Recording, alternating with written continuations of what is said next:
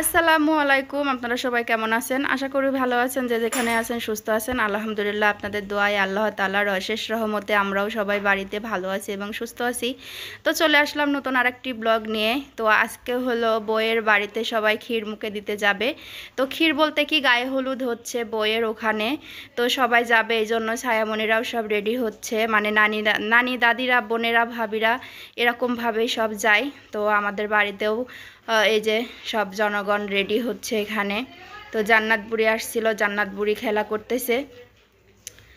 তো এদিকে সায়মনিরা রেডি হয়ে গেছে, দুই বোন। খুব বৃষ্টি হচ্ছে, বৃষ্টির মধ্যে সব এইসব মানে সাজুগুজু করে যাওয়া সব নষ্ট হয়ে যাবে। অনেক কষ্ট করে সব বের হয়েছে। তো এই যে দুই মেয়ে হলো চললো বৃষ্টির মধ্যে। দুই মেয়েকে কিন্তু মাশাআল্লাহ অনেক সুন্দর লাগতেছে দেখতে। তো বান্ধবীরা আসছিল, বলল মাশাআল্লাহ অনেক ভালো লাগতেছে।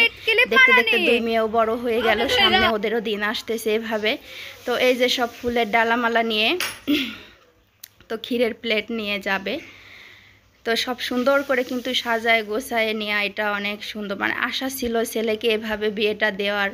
তো যাই হোক, আল্লাহ মানে আল্লাহ আল্লাহ করতে করতে সব কিছু সুন্দরভাবে হচ্ছে।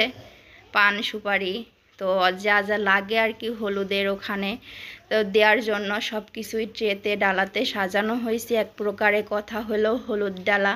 তো এগুলো কিন্তু অনেক সুন্দর করে সাজাই ফেলছে। তখন নিয়ে চলে যাবে মেয়ের বাড়িতে। তো এই যে ওখানকার যে ইয়েটা, তো আর কি মেয়েরা ওখানে যায় কিন্তু অনেক সুন্দর এনজয় করতেছে। সাথে ওর বড় ভাই ছিল, রোহান, আপনারা চেনেন, আমার ছোট ননদের বড় ছেলে। তো মেয়ের বাড়ির আয়োজনটাও অনেক সুন্দর ছিল। আসলে দুই পক্ষ থেকে মেল না হলে কোনো কিছুই ভালো লাগে না। মাশাল্লাহ সব দিক থেকে আমার বাড়িতে আর মেয়ের বাড়িতে সব কিছুই অনেক সুন্দর চলতেছে।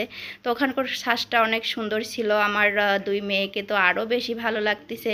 তো আমার এসব দেখে আমার মেয়েদের কথাও মনে হয়ে গেল। তো বউ কিন্তু অনেক সুন্দর করে সাজছে। মাশাআল্লাহ আমাদের বউটাও অনেক কিউট। আর কি বলবো, বলার ভাষা নেই। এত ভালো বললে আবার নজর লেগে যেতে পারে। তো কেমন লাগছে সেটা আপনারা কিন্তু অবশ্যই কমেন্টে জানাবেন। তো এই যে ক্ষীরের প্লেটগুলো দিয়ে অনেক সুন্দর করে সাজায় ফেলছে। সব কিছুই মাশাআল্লাহ অনেক সুন্দর, অনেক সুন্দর। এগুলো দেখলে মনটা একেবারে খুশিতে ভরে যায় যে আরও সামনের যে দিনগুলো আছে। তো এই যে সব নানিরা দাদিরা সবাই মিলে আর কি গেছে, ওখানে সব গিয়েছে হলুদ মাখাইতে। তো আসলে এটা কিন্তু বিয়ের একটা অনুষ্ঠানের একটা আলাদা একটা মজা। তো এর মধ্যে কিন্তু অনেকটা বৃষ্টি এসে গেছে, সব সাজানো সব লন্ডভন্ড হয়ে গেছে, অনেকটা পানি জমে গেছে। কিছুই করার নেই, যেহেতু এখন বৃষ্টিরই মাস। এই মাসটা এমনই হবে, কি জানি সামনের দিনগুলো আরও কেমন আসতেছে। আসলে অনুষ্ঠানের তো এখনও কিছুদিন বাকি আছে। তো এর মধ্যে কিন্তু আমরা কেউ মানে করতে পারবো না, সবাই সবার মতো করে ব্যস্ত থাকবো। তো সবাই সবার বাড়িতে ক্ষীর খাওয়া হবে। যে কয়টা দিন আছে সব ডবল ডবল দিন পড়ছে। তো দেখেন মেয়ের অবস্থা খুব কাহিল হয়ে গেছে বৃষ্টির জন্য, কে কোথায় যে দাঁড়াবে এই অবস্থায়। তো যে যেমিনতে পারছে সেমিনতে সব সেফলি দাঁড়াই পড়তেছে। আর কি অবস্থা বৃষ্টিতে। তো এমন সময় অনেক জোরে জোরে বৃষ্টি হইতেছিল। তো আপনাদের মাঝে বৃষ্টিটা শেয়ার করতে পারলে আরও বেশি ভালো লাগতো। তো আমার শাশুড়ি তো সে একেবারে বৃষ্টির মধ্যে সে হাঁটতে পারে না, আর তার একটু পায়ে সমস্যা। তো এই কারণে তারপরও সে অনেক খুশি, হাসছে, অনেক হাসি ছিল মুখে তার। হাজার হলেও একটা নাতি, তো একটা না, সে মানে বড় হয়ে গেছে। সে এখন প্রথম নাতির মধ্যে তার বিয়ে হচ্ছে।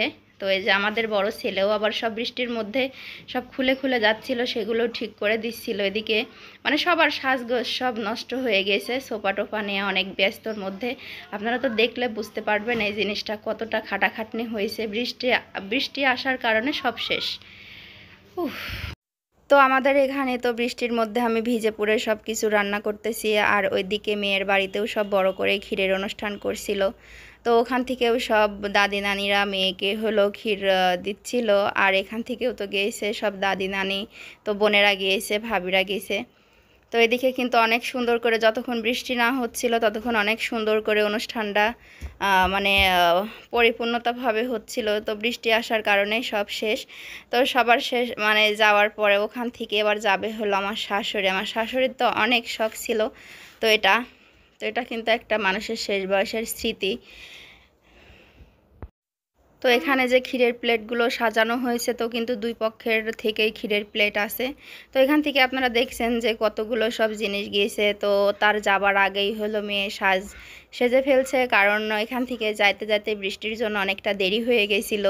আর দেরি হওয়া মানেই তো বোঝেন যে একটা কোণে অনেকটা সাজের সময় লাগে, এজন্য মেয়ে ওখানে আগেই রেডি হয়ে গেছিল।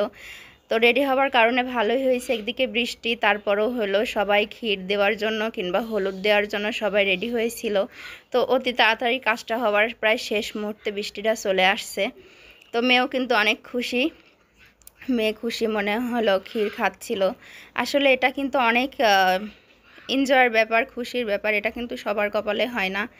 তো এগুলো করতে গেলে অনেকটা সময়েরও প্রয়োজন। আর আমাদের সবার মনে অনেক আশা ছিল যে ছেলেকে নিয়ে অনেক আনন্দ মজা করব। তো এই মজার মধ্যে আর কি এমনটা বৃষ্টি আসছে, বৃষ্টির জন্য মজাটা ঠিকভাবে করতেও পারছি না, আবার ভালোভাবে যে দেখাবো সেটাও হচ্ছে না।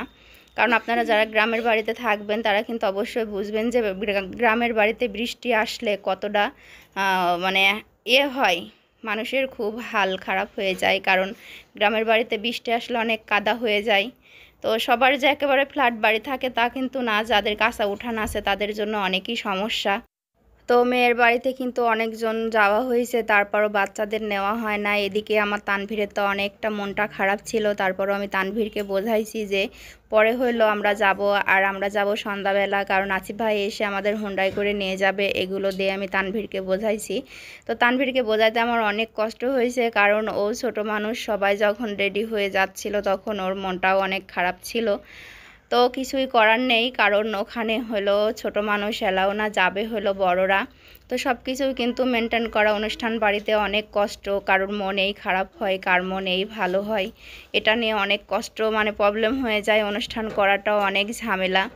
তো এর মধ্য দিয়ে কিন্তু আমাদের সব কিছুই অনেক সুন্দরভাবে হয়ে যাচ্ছে। আর তানভীরকে আমি বোঝাইছি, তো আমার তানভীর কিন্তু মাশাআল্লাহ অনেক একটা বুঝদার ছেলে, ওকে একটু ভালোভাবে বোঝাইলেও অনেক সুন্দর বুঝে যায়। তো আজকে সকাল থেকে কিন্তু প্রচুর বাতাস হচ্ছে, তো অনেক বাতাস, মনে হচ্ছে যে কোনো জায়গায় বৃষ্টি হবে। আনিস মাটি, তো ছায়া মনে গেছিল হইলো মাটি আনতে।